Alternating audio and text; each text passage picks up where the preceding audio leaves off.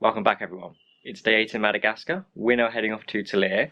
We're going to be stopping off at the Arboretum on the way. It has a lot of native plants and endemic medicinal species, so let's go have a look. We've just started and had a quick stop at a place called the House Isalo, which is like a small museum. So we're going to have a little look in there. This museum is pretty broad about the local area. This is about local life in this part of Madagascar. The Bara people settled these lands as they offer good pasture for the zebu. Part of the coming of age ceremony around here requires a boy to steal zebu. They wear these shoes whilst doing it. Due to their shape, it makes it impossible to know which direction the wearer is travelling, making it harder for anyone to track them. Each year parts of Isalo National Park burn, resulting in the loss of some species and invasive and fire-resistant species taking hold. The park was only visited by 82 tourists when it opened in 1992. It is now one of the most popular parks in Madagascar. The region gets its name from the salotse plant, which is endemic to the region and has thin leaves to help it survive in the arid climate. The Bara added the I at the beginning to designate it as a region. This shows how Isalo was formed geologically from the sea. And this is the only dinosaur that's been discovered here. And this is one of their knee bones. How has there only been one dinosaur discovered here? Like, why isn't the paleontology happening? Apparently, it's because of the bandits. It's just too unsafe to do it here. And sadly, the bandits are also damaging all the local cave paintings.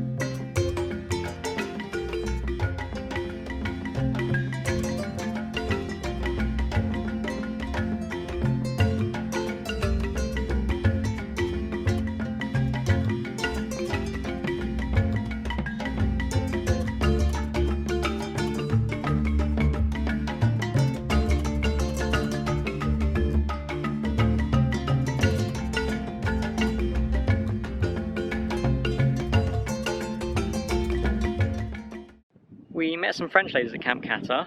They ended up going on to Isalo. We actually went to the window with them, all in one vehicle. And we were meant to be having lunch with them today at the end because they've got the same destination next as well.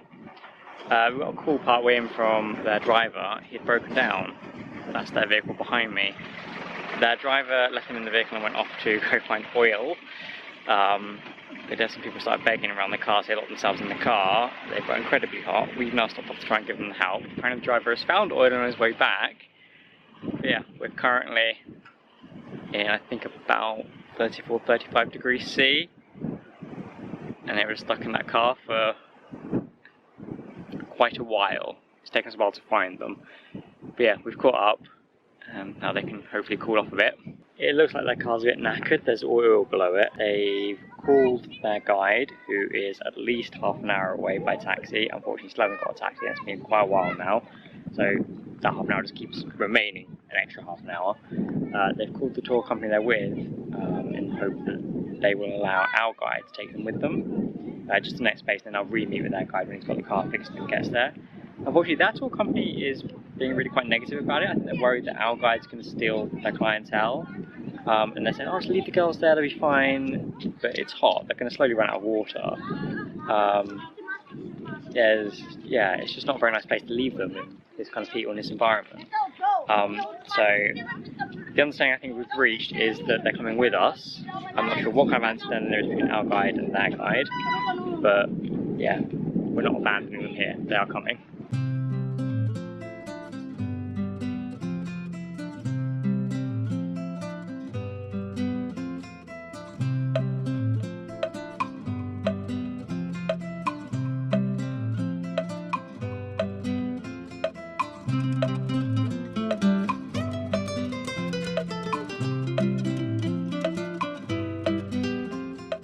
We've made it to the Tropic of Capricorn!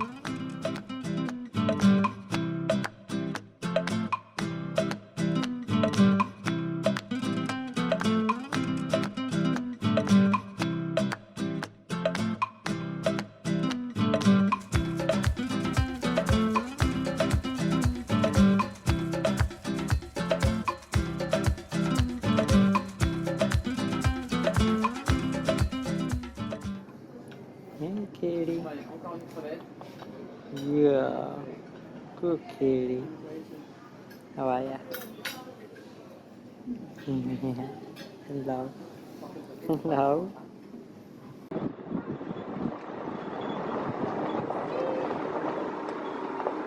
So we've made it to the Arboreum, but after rescuing our French friends and stopping for lunch, we've got here and there's half an hour until they close and we can't go in.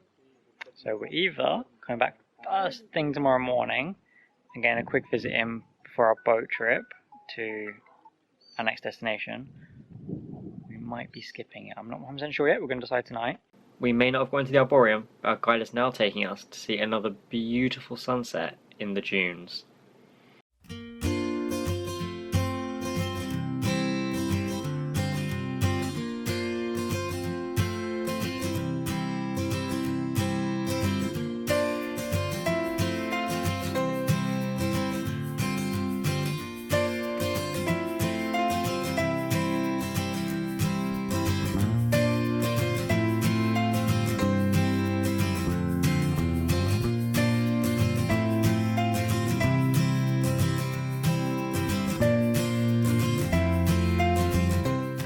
Our guide's been asking us to save our empty water bottles as well, so we had a big pile building up in the back of the car. Basically, between Isalo and Tulir, it just becomes more and more desert-like, and apparently the children can walk like 15 kilometers just to find water, so the more bottles and things they have to store water and carry water, the better.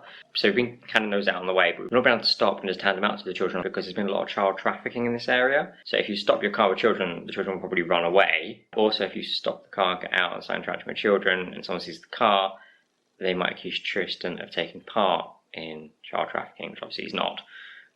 So instead, we just slow down, open the window, just hand the bottles out while we're going along.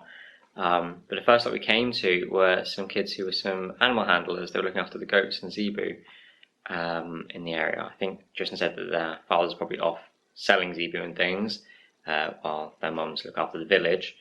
But these kids were just so happy to get empty water bottles. It's strange how it makes you feel. In the UK, we just throw water bottles away or recycle them, but to these kids, it's precious. Well, that was an eventful day. We started a rough plan to go to the Arboretum and then see the French girls for lunch. And obviously Tristan suggested we go to that museum, which was a brilliant idea, an absolutely fantastic museum, loved it. And then from there, the day sort of just became weird.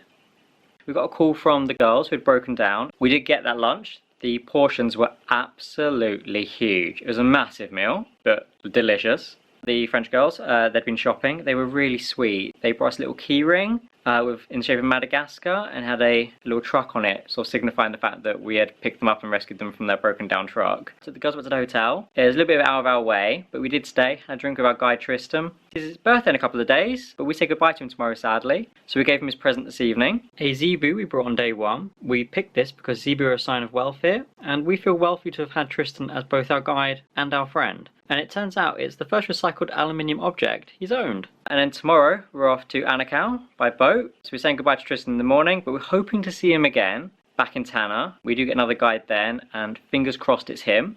I think that's the end there, guys. It's not been what I said it would be today. We've not gone to the Arboreum. But it's been eventful, it's been fun. I hope you've enjoyed it. And hopefully I'll see you tomorrow. Bye, guys.